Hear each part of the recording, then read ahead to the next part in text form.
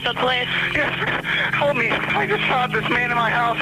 He's inside your house He right now? killed he beat my wife. Is he in there right now? Yes. Does he have a gun? Her brains are everywhere. Where's the man at? He's laying on the floor. Is he dead? I don't know. He's making weird sounds. Sir. 20. Sir, slow down. I can't understand you. Slow down. Is the man still in your house? Yes, he's laying there on the floor with a bullet in his head. Did you shoot him? Yes, I shot him. He was killing my wife. My baby's crying. I gotta go. I'll call you right back. I need to know what's going on there. My wife is dying on the floor. Okay, is she still alive? I think so. Okay, we've got ambulance en route and we've got police officers en route. Where is the gun? I left it on the table. It's on the table. It's on the table. Please, Okay. please come here. We've got people on the way. Okay. Who is this man? I don't know who he is. He's still inside the house? Yes, he's laying on the floor. I gotta hold my wife. I gotta get to my wife. Okay, are you Mark Winger? Yes, I am. Okay, and your wife is Donna? Yes, she is. When did the man come here? I know, a few minutes ago. Wait, I gotta get to my wife. Please, just let me get to my wife. I won't hang up. Okay? Okay, we've got officers en route. Okay, my door's open. Okay. Okay.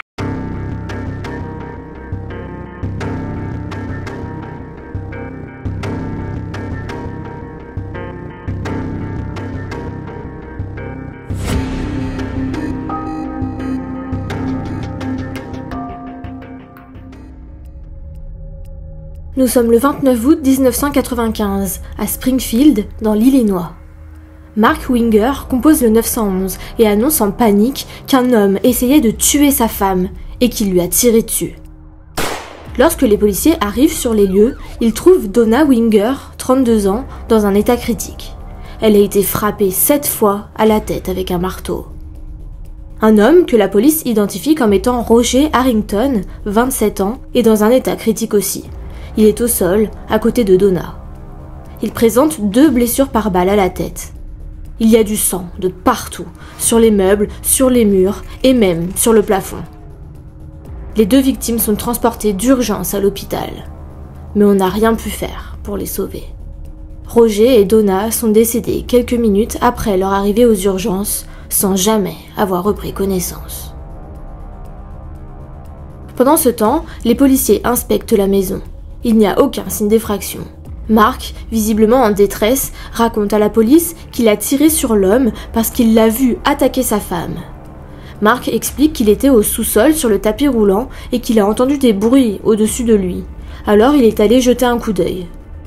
Il va directement dans la chambre principale, située au rez-de-chaussée, pour vérifier que leur bébé, Bailey, 3 mois, va bien et la retrouve curieusement sur le lit, toute seule. Il n'y a aucun signe de Donna, ce qui est très anormal. Et quand il entend à nouveau des bruits, il sort son arme de la table de chevet de la chambre et se dirige vers la salle à manger. Là, il dit avoir vu un homme, accroupi sur les genoux, donner des coups de marteau à Donna, allongée sur le sol, dans le couloir. Alors, Mark tire sur l'homme une première fois, et quand l'homme essaye de se lever, il lui tire dessus une deuxième fois. La police retrouve le marteau utilisé pour attaquer Donna. Il est couvert de sang. Mark précise qu'il leur appartient et qu'il a été laissé là par Donna pour lui rappeler d'accrocher un cadre. Il retrouve également le pistolet semi-automatique de calibre 45 sur la table de la salle à manger, à côté d'un paquet de cigarettes et d'un mug de voyage. Le pistolet est à Mark et ce dernier confirme à la police que c'était bien avec cette arme qu'il a tiré sur l'homme. Par contre, ni les cigarettes ni le mug n'appartiennent au Winger. Le détective Cox se penche sur le corps de l'homme afin de procéder à une identification. Et il lui semble vaguement familier. Le détective récupère son portefeuille dans la poche de son pantalon et jette un œil à son permis de conduire. Il s'agit de Roger Lee Harrington. Mark, lui, est dévasté. Il ne comprend pas comment l'homme est entré chez lui et encore moins pourquoi il a attaqué Donna. Il demande aux enquêteurs s'ils ont une idée de son identité et ils lui répondent qu'il s'agit de Roger Harrington. Et là, choqué, Mark rétorque « Mais c'est l'homme qui a harcelé ma femme toute la semaine !» Mark s'explique. Donna est allée rendre visite à ses parents en Floride 6 jours plus tôt pour leur présenter leur petite fille, Bailey. Il était convenu que Donna est un chauffeur pour le trajet de 2 heures qui sépare l'aéroport de son domicile, C'était plus pratique comme ça à cause de Bailey qui n'a que 3 mois. Et ce chauffeur, c'était Roger. Selon Mark, Donna est arrivée chez elle effrayée et contrariée. Elle lui a raconté que Roger avait beaucoup parlé pendant le voyage et que la conversation a dérapé quand il lui a avoué aimer les femmes plus âgées et l'a même invitée à des fêtes sexuelles. La conversation est devenue plus sinistre, si cela est possible, lorsqu'il lui a dit qu'il entendait une voix dans sa tête nommée Dame. Et Dame lui disait de blesser des gens. Tu m'étonnes que Donna soit rentrée effrayée. Mark dit à la police, je cite, « Le gars lui a fait peur. Elle m'a dit qu'il était très effrayant. Il a dit des choses sur le fait de tuer et de mutiler des gens et de piéger des voitures. » Mais Mark déclare que même si Donna est rentrée chez elle en toute sécurité, ce n'était pas la fin de cette histoire. Depuis, elle a commencé à recevoir un certain nombre d'appels téléphoniques étranges et en raison de leur timing, elle croyait que Roger était la personne qui passait les appels. Mark précise aussi à la police qu'il a signalé l'affaire à la société de transport où Roger travaillait et qu'il a été suspendu, et que cela aurait pu aggraver les problèmes. C'est aussi ce que pense le détective Cox. Car, à côté de son activité professionnelle, le détective détient un parc de mobil-home et il s'avère que Roger Harrington est l'un de ses locataires. Et pas le locataire le plus agréable, apparemment. D'après Cox, je cite, « Roger est un sujet très volatile. Sachant ce que je savais de lui dans le passé, à quel point il était prompt à la colère, j'ai pensé qu'il aurait très bien pu aller là-bas pour essayer de récupérer son travail. Il y a un marteau posé juste là, sur la table. Il le prend et entre dans une colère noire. Puis le mari tire sur l'intrus. Mais ça, bien sûr, il le garde pour lui. Il retrouve la voiture de Roger devant la maison Winger, dans la rue. Elle est garée à contresens de la circulation et il trouve un certain nombre d'armes à l'intérieur, comme un couteau et un démonte-pneus, ainsi qu'une petite note, dont nous parlerons plus tard. Heureusement pour Mark, la police décide de ne pas l'inculper pour meurtre. Ils estiment que c'était de la légitime défense, et surtout, qu'il a déjà assez souffert. Mark, d'ailleurs, est inconsolable. Toute la famille de Donna aussi, évidemment. Ils formaient un couple absolument adorable et modèle, dit Sarah, la mère de Donna. Donna Helen Brown est née le 10 novembre 1963 à Hollywood, en Floride, de Sarah et Robert Brown, appartenant à la communauté juive. Donna était l'aînée de la fratrie et avait 2 sœurs, Michelle et Jenny. C'est une famille incroyablement soudée. Malheureusement, ses parents divorcent alors qu'elle est encore enfant, et bien que le choc ait été difficile à encaisser, sa famille reste unie malgré tout. Sa mère retrouve l'amour auprès d'un homme nommé Ira Drescher, et ce dernier deviendra un second père pour les 3 fillettes. Donna grandit et devient une magnifique jeune femme aux grands yeux marrons et au sourire bienveillant. Elle est décrite par ses proches comme une personne très soucieuse des autres et attentionnée, ainsi que drôle et charismatique. Donna avait la joie de vivre et surtout, depuis toujours, ce qu'elle voulait plus que tout, c'était fonder une famille. En 1988, elle rencontre Mark Winger lors d'un blind date orchestré par le frère de Mark qui travaillait avec elle.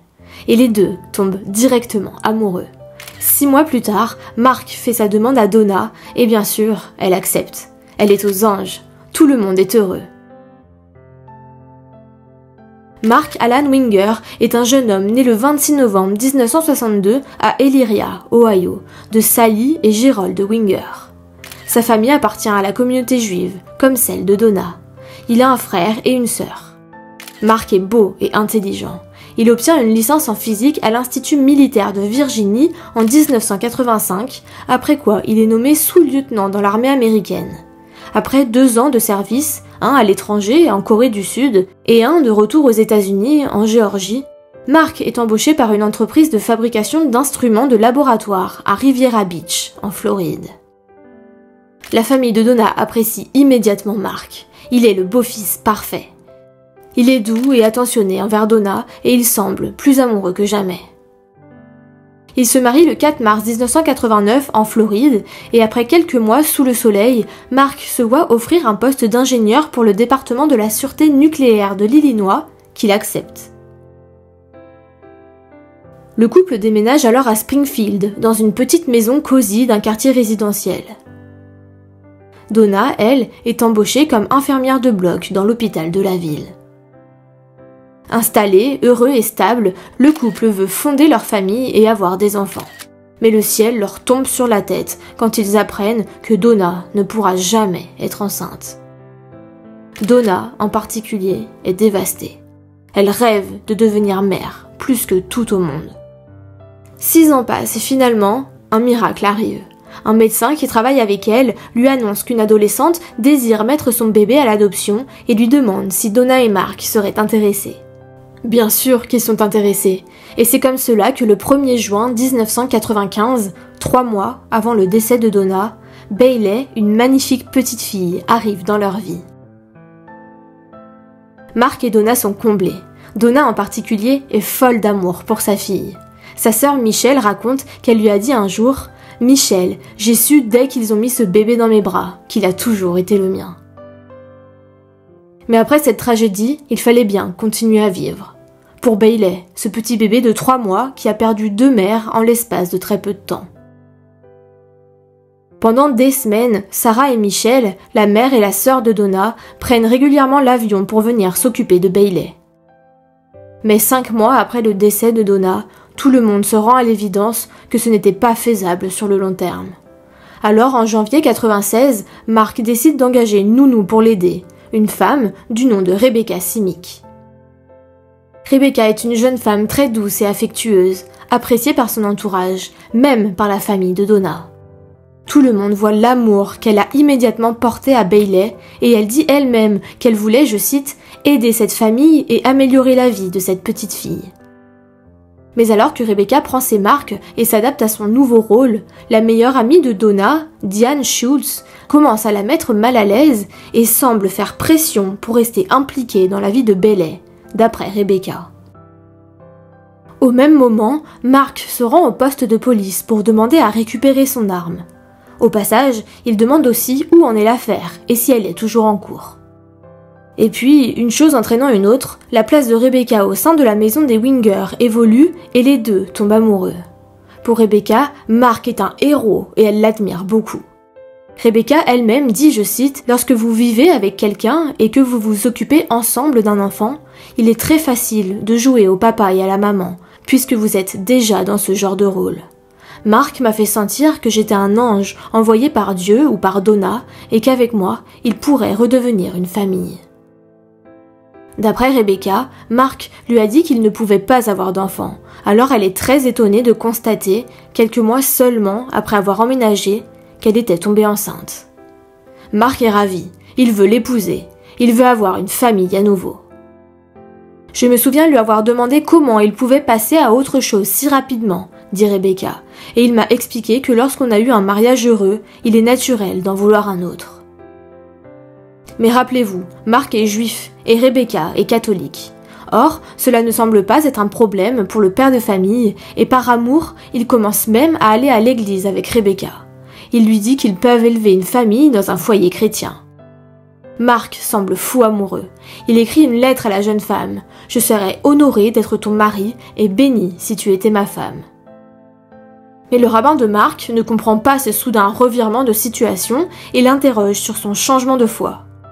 Il raconte que Mark lui a expliqué que, je cite, « le judaïsme est tout simplement trop difficile et qu'il ne pardonne pas. » Une petite fille, Anna, naît en bonne santé et Mark et Rebecca se marient tout de suite après la naissance, à Hawaï. 1 an et demi après la mort de Donna, Mark annonce à Sarah et Ira Drescher, les parents de Donna, qu'il allait vendre la maison où leur fille était décédée et en acheter une autre à l'extérieur de la ville. Rebecca et lui veulent fonder leur propre famille et doucement, Mark coupe les ponts avec la famille de Donna. Sarah raconte, je cite, « Un jour, Mark m'a écrit pour me dire que je ne pouvais plus être appelée grand-mère. Je lui ai répondu et je l'ai supplié de la laisser m'appeler grand-mère. Et il a dit, « Je suis désolé, il est hors de question que je l'autorise à vous appeler grand-mère, et c'est comme ça. » Sarah a le cœur brisé. Mark vend donc la maison et coupe les liens avec la famille de Donna. Il avait besoin de passer à autre chose. Il voulait refaire sa vie, il avait beaucoup trop souffert. Il voulait oublier. Rebecca et Mark auront 2 autres enfants, Maggie et Ben. Les années passent paisiblement. En 1999, 4 ans après le décès de Donna, Diane Schultz, la meilleure amie, souvenez-vous, se rend à la police pour leur avouer une chose qui lui pèse sur le cœur depuis longtemps. Elle explique que quelques mois avant le décès de Donna, son mariage avec son mari battait de l'aile et que Mark et Donna essayaient de les aider en leur donnant des conseils, etc. et que Diane, notamment, passait donc beaucoup de temps chez eux. Et bien sûr, vous l'aurez deviné, Diane et Mark ont commencé une liaison dans le dos de Donna. Mais le pire, c'est que Diane raconte qu'un jour, Mark lui a dit « Ce serait plus facile pour nous d'être ensemble si Donna était juste morte. » Diane n'en croyait pas ses oreilles, mais Mark ne s'arrête pas là, puisqu'il essaye carrément d'impliquer Diane dans son plan en lui disant « Je vais quitter la ville quelques jours, tout ce que tu auras à faire, c'est d'entrer dans la maison et de découvrir le corps. » Mais Diane a refusé. Elle lui répond qu'elle ne veut pas faire de mal à Donna et qu'il est devenu fou.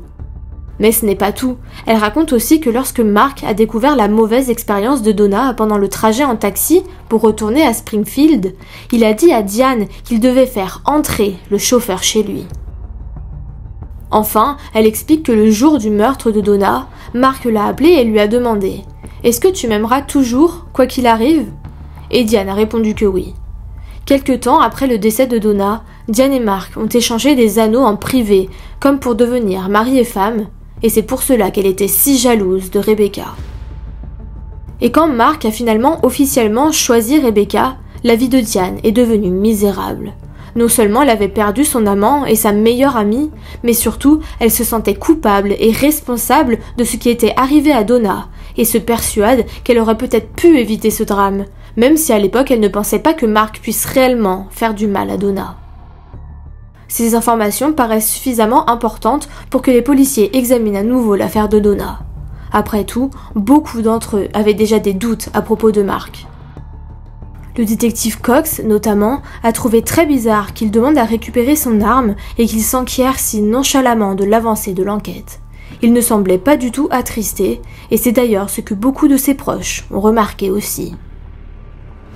Les enquêteurs toutefois découvrent, à leur grande consternation, que certaines des preuves avaient disparu.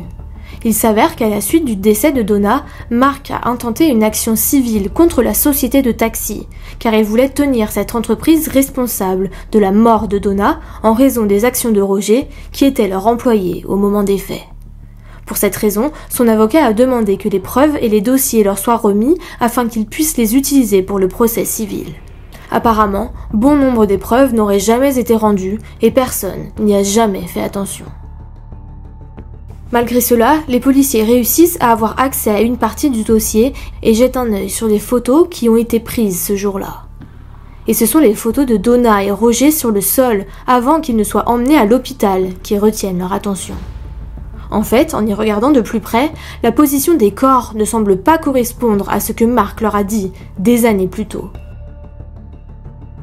À l'époque, dans sa déposition, Mark leur a dit que Roger était à genoux juste à côté de la tête de Donna en la frappant avec le marteau quand il l'a vue, et c'est à ce moment-là qu'il lui a tiré dessus.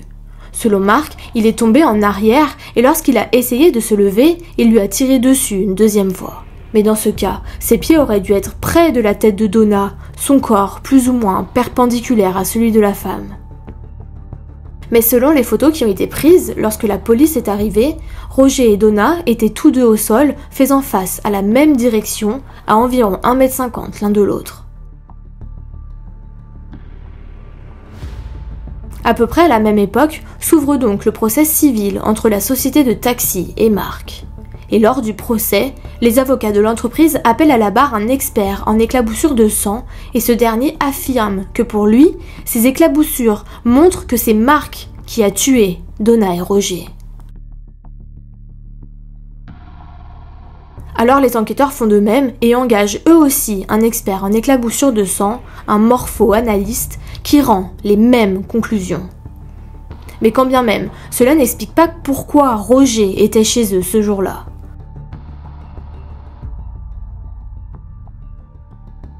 Au fur et à mesure que la police enquêtait davantage, les preuves commençaient à s'accumuler. Les enquêteurs retrouvent l'ancienne colocataire de Roger, Suzanne Collins, et elle a beaucoup de choses à dire.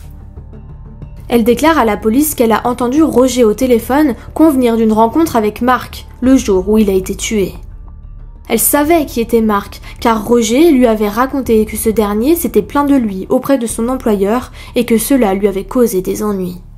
Interloquée, Suzanne a demandé à Roger à la fin de sa conversation ce qu'il se passait, et Roger lui a répondu qu'il a accepté de rencontrer Mark pour régler les choses. Et en effet, souvenez-vous, la voiture de Roger était garée devant chez les Winger, et je vous ai déjà mentionné la petite note qui a été retrouvée à l'intérieur. C'est une note manuscrite mentionnant l'adresse de Mark et l'heure du rendez-vous, 16h30.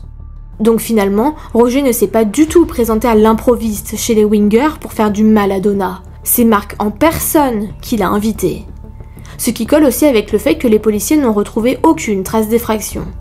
Mark a manifestement laissé entrer Roger chez lui sous prétexte de régler leur conflit. C'était un piège. Et par conséquent, Mark a tout mis en scène dans le seul but de tuer sa femme Donna, même si cela signifiait tuer un innocent et le faire accuser à sa place. Quelle horreur.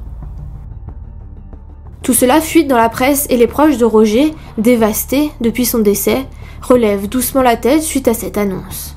Pendant des années, ils ont été la cible d'insultes et de violences à cause de ce drame.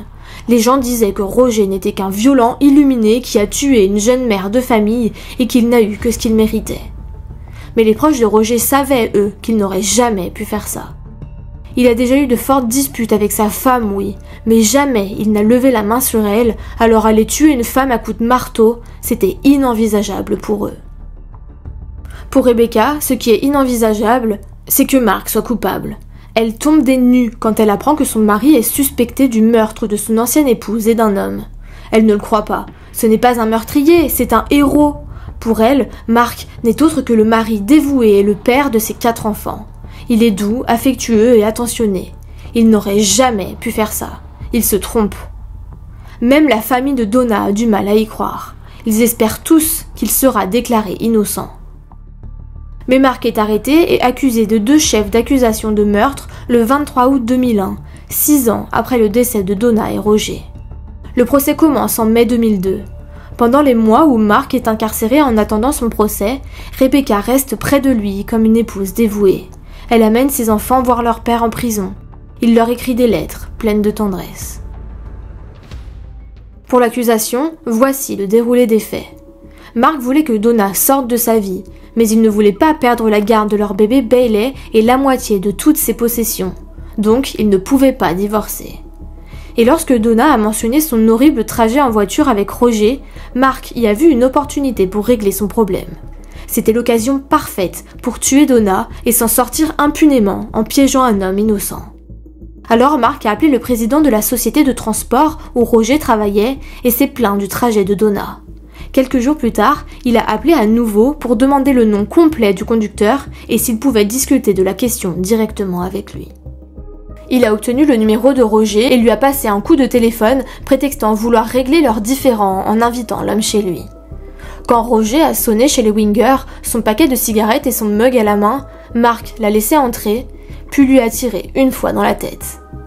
Entendant le coup de feu, Donna s'est précipitée dans le couloir en laissant son bébé sur le lit et Mark l'a frappé avec le marteau, puis a appelé le 911. Pour prouver leur dire, l'accusation montre au jury la note trouvée dans la voiture de Roger qui portait le nom et l'adresse de Mark.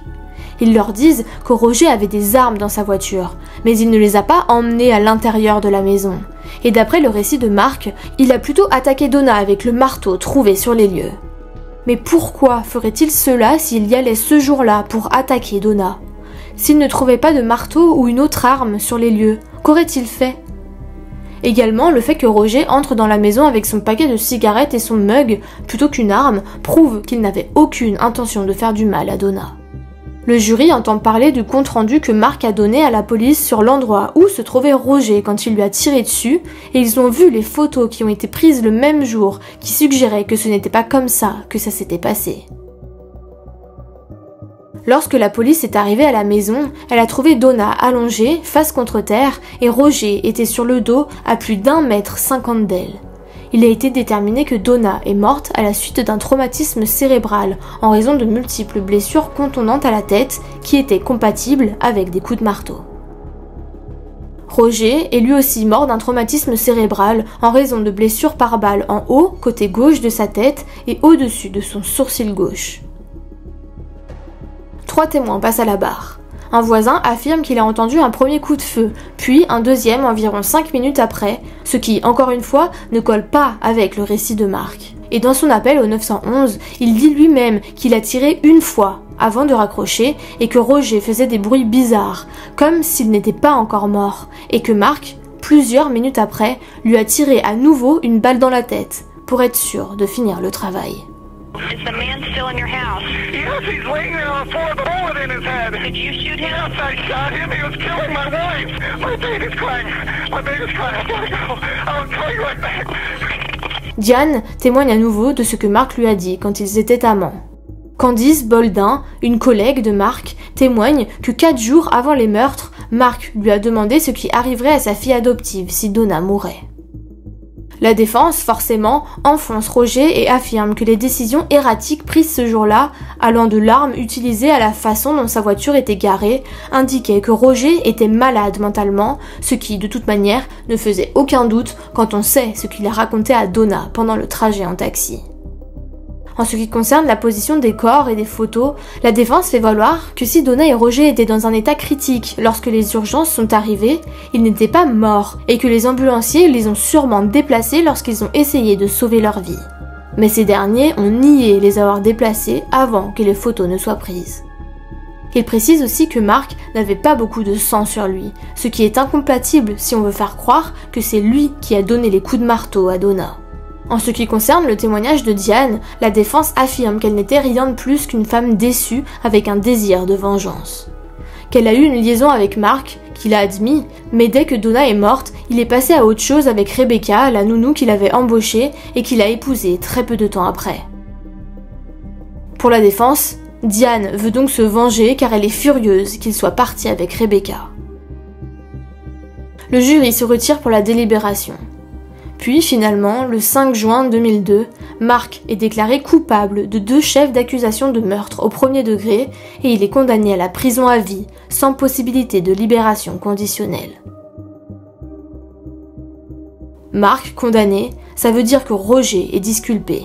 Enfin, sa famille est heureuse que son nom soit réhabilité, qu'il puisse enfin reposer en paix. Mais connaître la vérité n'est guère réconfortant pour les parents de Donna, Sarah et Ira Drescher.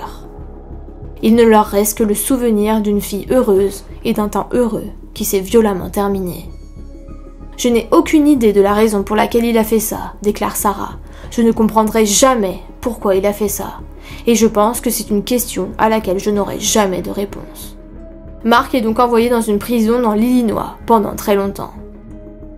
Rebecca a du mal à s'en remettre. Elle demande le divorce et redevient Rebecca Simic. Dans une interview des années plus tard, elle dit, je cite, « Personne ne semble penser à la famille lorsqu'une personne est incarcérée. Je les appelle des victimes vivantes. C'est un rôle humiliant et embarrassant à jouer, même si vous n'avez rien fait de mal. Le conjoint qui reste est vivant, mais mort pour la famille. Ils perdent tout et sont obligés de se débrouiller seuls, sans beaucoup d'aide. » D'après l'article « La monstrueuse arrogance, les maris qui choisissent de tuer plutôt que de divorcer » de Cynthia Lewis, professeur au Davidson College, les actions de Marc après le crime correspondent totalement au modèle typique du mari meurtrier. Premièrement, il utilise l'appel au 911 comme moyen de mettre en place son alibi. Il dit « J'ai trouvé cet homme dans ma maison ». Il affirme également que son bébé pleurait comme excuse pour raccrocher le téléphone afin qu'il puisse tirer une deuxième fois sur Roger qui n'était pas tout à fait mort. Deuxièmement, il a rendu visite à la police pour savoir comment se passait l'enquête, malgré le fait qu'il n'était pas considéré, à l'origine, comme un suspect. D'autres tueurs de femmes, note l'autrice, ont eu tendance à vérifier auprès des voisins et des membres de leur famille leurs connaissances sur l'avancement de l'enquête afin de se rassurer. En faisant cela, le mari cherche des indices sur une éventuelle suspicion que pourraient avoir les enquêteurs envers lui-même. Troisièmement, il capitalise sur sa perte pour s'attirer la sympathie. D'après l'autrice, Marc a poussé, je cite, son sentiment de préjudice un peu plus loin que la perte émotionnelle jusqu'au gain financier. En effet, je n'en ai pas parlé, mais il a reçu 150 000 $ grâce à l'assurance vie de sa femme Donna. Mais ce qui est encore plus frappant chez Mark, et d'après l'autrice, c'est un élément majeur qui relie les meurtres de conjoints qui oublient que le divorce existe, c'est l'arrogance dont il a fait preuve en poursuivant la société où travaillait Roger, une démarche peut-être liée à la volonté de cultiver l'image du mari endeuillé. Mais cette histoire n'est pas finie. Mark n'a pas fini de faire parler de lui. Il n'a pas fini de vouloir tuer des gens. 2 personnes, pour être précise. En mai et juin 2005, Mark demande à un codétenu, Terry, qu'il s'arrange pour qu'une ou plusieurs tierces personnes commettent 2 assassinats destinés à exonérer Mark et à se venger de ceux qui l'avaient offensé. Selon un document du tribunal de l'État de l'Illinois déposé en 2011, en mai et en juin 2005, Mark Winger a abordé Terry Hubble dans la cour de récréation et lui a fait part de son désir de se débarrasser d'un témoin dans son affaire. Mark a désigné le témoin comme étant Diane Anderson ou Schultz. Terry a d'abord ignoré l'affaire. Je cite, parce que tous ceux qui sont en prison disent qu'ils aimeraient se débarrasser d'un témoin dans leur affaire. Terry a déclaré que la question est revenue sur le tapis à plusieurs reprises et qu'il a fini par contacter un enquêteur privé qui a travaillé sur son dossier. En juin 2005, Terry a reçu une note écrite de la part de Mark relatant ce qu'il voulait qu'il arrive à Diane Schultz. Terry était censé examiner le document et le rendre à Mark, mais il a remis l'original à un officier correctionnel et ne lui a rendu que par la suite. Quelque temps plus tard, un agent spécial du FBI a approché Terry et lui a demandé s'il serait d'accord pour porter un mouchard pour enregistrer ses conversations avec Mark. Terry a accepté. En échange, il voulait que la facture de téléphone de sa mère soit payée et qu'il soit transféré dans une autre prison où il pourrait obtenir un emploi. Dans cette note manuscrite de 19 pages, Mark demande à un tueur à gages de kidnapper Jeff Gellman, un ami d'enfance aisé qui a refusé de payer sa caution en 2001, caution qui s'élevait à $1 million, et de rançonner une énorme somme d'argent en échange de sa promesse de ne pas blesser la famille de Jeff. Ce jackpot paierait l'enlèvement de Diane Schultz. Diane serait obligée d'écrire et d'enregistrer des déclarations disant qu'elle avait menti pendant le procès et que Mark était innocent. Mark veut également que Jeff et sa famille soient tués une fois qu'il aurait touché l'argent. Le tueur à gages assassinerait aussi Diane, mais cela devait ressembler à un suicide. Pour cela, le plan de Mark précise que le tueur à gages s'assurerait que seules les empreintes digitales de Diane figureraient sur sa note de et que seul son ADN devait être trouvé sur les timbres et le rabat de l'enveloppe. Ah oui, et puis Mark précise aussi, je cite, « S'il te reste de l'argent, tue Ira Drescher aussi, parce que c'est mon beau-père et que je ne l'aime pas. » Au-delà de l'immense ego de Mark qui le pousse à croire qu'il a droit de vie ou de mort sur les gens qui l'entourent, le pauvre homme a manifestement oublié de prendre en compte la situation dans son ensemble. Une fois que le tueur à gages a reçu la rançon de Jeff Gellman, qu'est-ce qui l'empêcherait de prendre l'argent et de s'enfuir? Pourquoi risquerait-il de commettre tous ces meurtres pour Mark? Et les enquêteurs ne relieraient-ils pas les points entre les victimes du meurtre de Diane, Jeff et Ira? Personne d'autre que Mark n'a de motif pour les voir tous morts. Mark est reparti pour un nouveau procès qui débute en 2007. Il affirme que ses plans n'étaient qu'un fantasme, qu'il avait écrit pour passer le temps et pour évacuer sa colère et son amertume d'avoir été condamné à tort. Il blâme également ses rêveries sanguinaires sur les conditions déshumanisantes qu'il doit subir au quotidien dans cette prison à sécurité maximale. Il dit, je cite, « Ce sont aussi des asiles de fous ». Dans sa déclaration de présentation au juge, Mark insiste sur le fait qu'il est une âme sociable et non un sociopathe. « J'aime les gens, dit-il. La seule chose que j'aime plus que les gens, c'est plus de gens. » Son avocat commis d'office, apparemment les parents de Mark n'ont pas pu ou n'ont pas voulu lui payer un avocat, demande une peine minimale, arguant qu'aucun argent n'a changé de main entre Mark et Terry et qu'aucun des plans d'enlèvement-meurtre ne s'est concrétisé. Le jury a mis 3 heures à condamner Mark, 44 ans. Il est condamné à 2 peines de 35 ans supplémentaires. Le juge le qualifie de menace pour le public. Ira Drescher, qui regarde Mark repartir de l'audience menottée, lui lance une dernière parole, je cite, « Ta vie misérable est terminée. » En 2021, Mark donne une interview exclusive depuis la prison où il réaffirme qu'il est innocent et que c'est Roger qui a tué Donna.